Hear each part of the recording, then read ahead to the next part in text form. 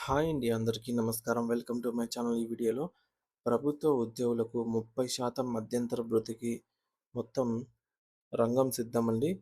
మొత్తం చెల్లింపు ప్రకటన అంటూ అప్డేట్ అవ్వడం జరిగింది. సో, దీనికి సంబంధించి పూర్తి వివరాలు ఈ వీడియోలో తెలుసుకుందాము. వీడియో అయితే ఎక్కడే గాని స్కిప్ చేయకుండా ఎండ్ వరకు చూస్తే అప్పుడే ఇన్ఫర్మేషన్ పూర్తిగా అర్థమవుతుంది. అలాగే వీడియో చూస్తున్న ప్రతి ఒక్కరు లైక్ చేయండి ఫ్రెండ్స్. ఈ వీడియోని తోటి ఉద్యోగ పెన్షన్ మిత్రులతో అయితే షేర్ చేయండి. కొత్తగా మన ఛానల్ చూస్తున్నవారు ఇంకా ఎవరైనా సబ్స్క్రైబ్ చేసుకోకపోతే వెంటనే మన ఛానల్ అయితే సబ్స్క్రైబ్ చేసుకోండి. సబ్స్క్రైబ్ చేసుకోవడం వల్ల నేను చేసే వీడియోస్ అన్నీ మీ వరకు రీచ్ అవుతాయి.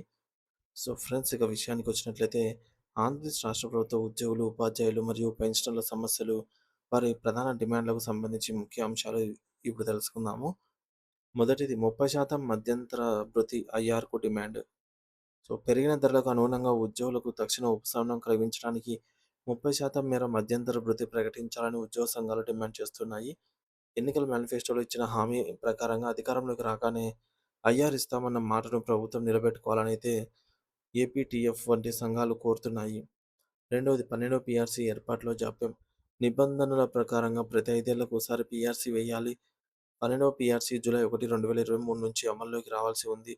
కానీ ఇప్పటివరకు పీఆర్సీ కమిషన్‌ను కూడా నియమించకపోవడంపై ఉద్యోగులు ఆందోళన చెందుతూ ఉన్నారు. కమిషన్ నివేదిక ఇవ్వడానికి 2-3 ఇయర్స్ పడుతుంది.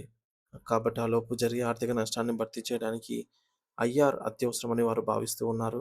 మూడోది పెండింగ్ బకాయిలు మరియు డీఏ.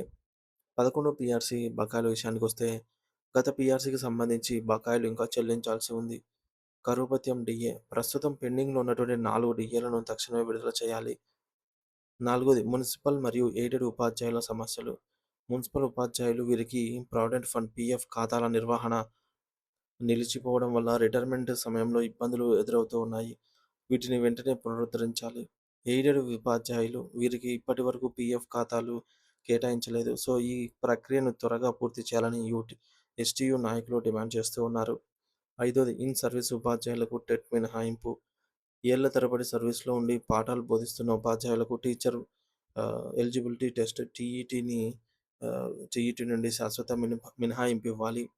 అనుభవం ఉన్న వారిపై మళ్ళీ పరీక్షల భారం వేయటం సరికాదని సంఘాలు కోరుతున్నాయి. ఆరోది ఆర్థిక నష్టం మరియు పని ఒత్తిడి. పీఆర్సీ మరియు డీఏల జాప్యం వల్ల ఉద్యోగులు గత 3 ఏళ్లుగా భారీగా ఆర్థిక నష్టపోతూ ఉన్నారు. సిబ్బంది కొరత వల్ల ఉన్న ఉద్యోగులపై పనిభారం పెరిగి మానసిక ఒత్తిడికైతే గురి అవుతున్నారు. రాష్ట్ర అభివృద్ధిలో కీలక పాత్ర పోషించే ఉద్యోగుల సంక్షేమాన్ని నిర్లక్ష్యం చేయకుండా ప్రభుత్వం తక్షణమే ఉద్యోగ సంఘాలతో చర్చలు జరిపి స్పష్టమైన నిర్ణయం తీసుకోవాలని నాయకులు హెచ్చరిస్తూ ఉన్నారు. ప్రధానంగా 30% ఐఆర్, 12వ పీఆర్సీ కమిషన్ చైర్మన్ నియామకం, పెండింగ్ డీఏల విడుదలపై ప్రభుత్వం దృష్టి సారించాలని అయితే కోరుతూ ఉన్నారు.